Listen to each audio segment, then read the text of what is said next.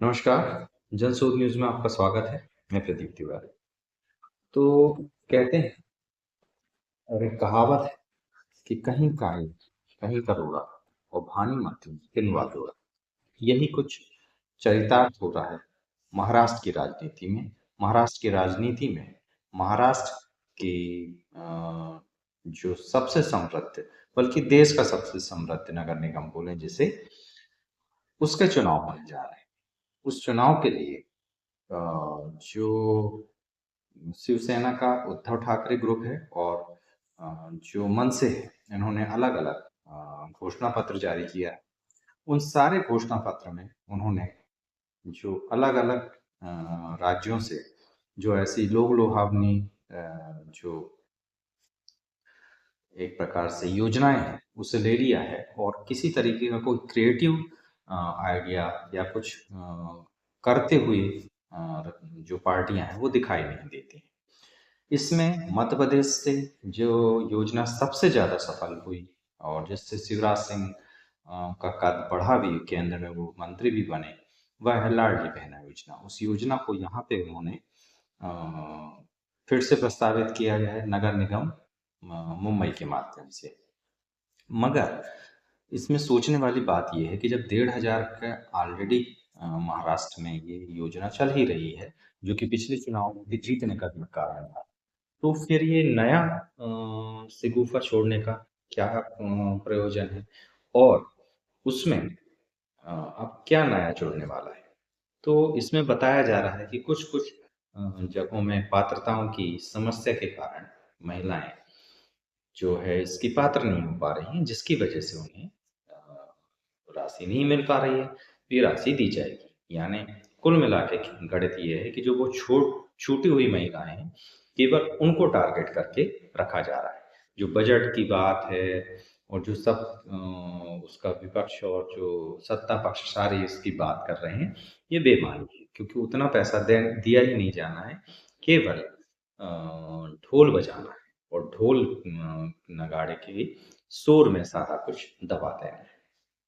बहरहाल हमको इस सबसे क्या ही लेना, मगर जो एक्चुअल राजनीति की जा रही है उसकी चर्चा मैंने यहाँ पे की।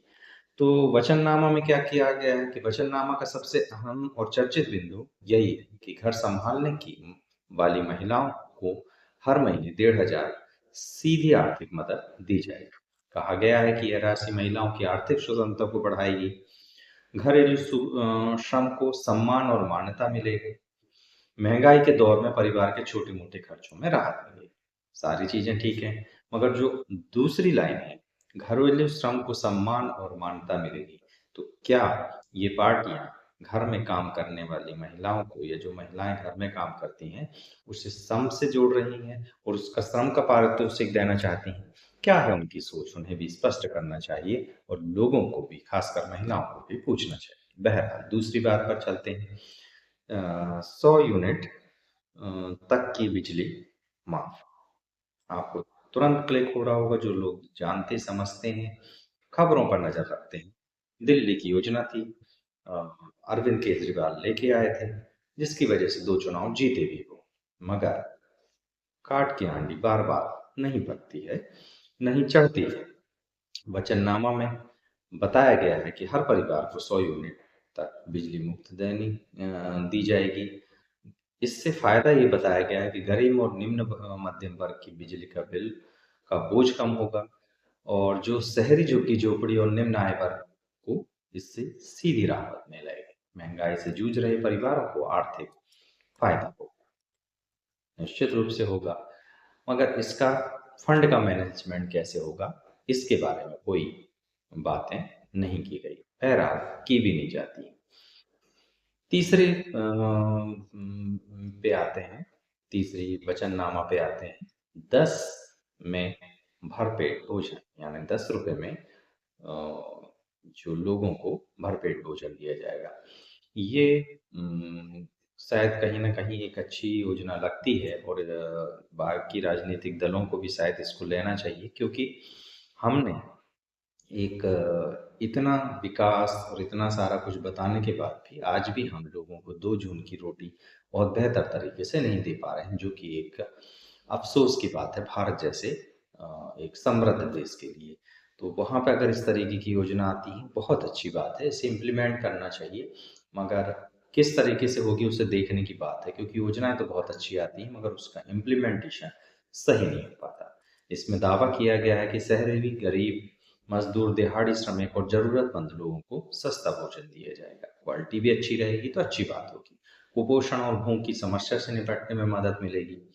वहीं कामकाजी गरीब वर्ग को शहर में टिके रहने का सहारा मिलेगा। बहुत बेहतर योजना है अगर यह लागू होती है।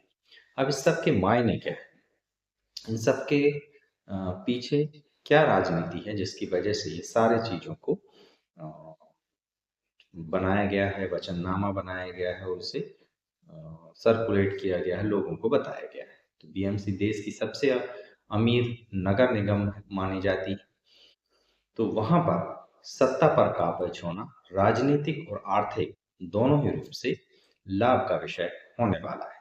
शिवसेना के लिए यह चुनाव राजनीतिक अस्तित्व की लड़ाई है। वहीं मनसे को भी यह मौका खुद को एक बार फिर शहरी केंद्र में लाने का एक समय है, एक मौका है।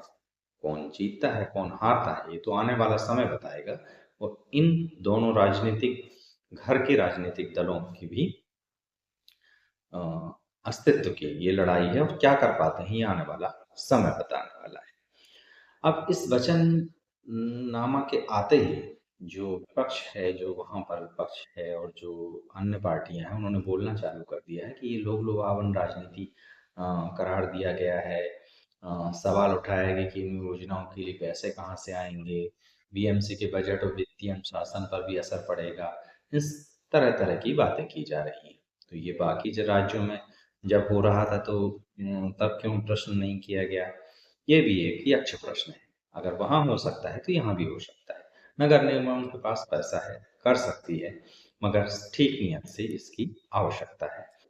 मगर आखिर इस सारे कवायद के पीछे सोच क्या है, उस पर ज़्यादा गंभीरता से सोचने की आवश्यकता है, क्योंकि अगर अपने कुछ तुच्छ राजनीतिक हितों के लिए सारी योजनाएँ हैं, तो ये ज़्यादा दिन तक चलने वाली नहीं। जहाँ तक मतदाताओं का ऊपर असर है, तो भले ही ये जो गणित है, ये आप और हम समझते होंगे, मगर ज़्यादातर महिलाएँ और ज़्यादातर जो वोटर हैं, वो इस चीज़ को नहीं समझते हैं। तो जब बात फिज़ाओं में फैलेगी 1,500 रुपए मासिक मिलने की महिलाओं को, निश्चित रूप से महिला वोट वोट करेगा उस पार्टी को। और गरीब और निम्न आय वर्ग के लिए जो बिजली भी एक बड़ा मुद्दा है और भोजन भी एक बड़ा मुद्दा है। तो अगर इस पर वोट होता है, तो निश्चित रूप से इसमें उन पार्टियों को फ़ायदा हो सकता है। हालाँकि शिक्षित और करदाता वर्ग में इसके लिए आर्थिक असर पर भी सवाल हो सकता है। मगर जब एक पार्टी ने इस तरीके का वचननामा तैयार कर लिया है, तो क्या विपक्ष या दूसरी पार्टियाँ नहीं करेंगी? उस पर भी इसी तरीके के लोक-लुभावने वचननामा या वादे किए जाएँगे, तब फिर क्या होगा? अब देखना ये है कि अन्य पार्टियाँ किस तरीके के और लुभावने वादे इस सब के लिए करते हैं, क्योंकि अब चुनाव इसी तरीके से जीता रहा जा रहा है। हम लगभग कम से कम 6 राज्य के चुनाव को देख रहे हैं और उनको विश्लेषण कर रहे हैं। जो चुनाव के नतीजे हैं, वो इन्हीं लोक-लुभावने वादे से तय हो रहे हैं। जो दिल्ली से चालू हुआ, मध्य प्रदेश में हुआ और फिर बाकी राज्यों में फैला। बीएमसी चुनाव से पहले घोषित यह वचननामा साफ तौर पर यह दिखाता है कि महाराष्ट्र की शहरी राजनीति अब सीधे लाभ वाली योजनाओं की ओर बढ़ रही है। 1,500 मासिक सहायता, मुफ्त बिजली और सस्ता भोजन, ये तीनों ही वादे लागू होते हैं तो लाखों मुंबई घरों के रोजमर्रा की जिंदगी आसान हो जाएगी। अब देखना यह है कि जनता इन वादों को कितना स्वीकार करती है और यह वचननामा बीएमसी की सत्ता की चाबी साबित होता है या नहीं। क्या होगा आने वाले चुनाव में, ये तो आने वाला समय ही बताएगा, मगर ये तय है कि सत्ता की राजनीति और सत्ता में दाखिल इन्हीं लोक लुभावने वादों से, इन्हीं योजनाओं से होने वाला है। अब जंग इस बात की है कि कौन कितना लोक लुभावना योजना और वादे लेके आता है, कौन कितना सरकार को चूना लगाता है। बेखौफ पत्रकारिता और बुलंद आवाज को देखना चाहते हैं तो लाइक और सब्सक्राइब करना ना भूलिएगा। देखते रहिए जनसुर। याद रखिए, सच को चिल्लाने की आवश्यकता नहीं होती। नमस्कार।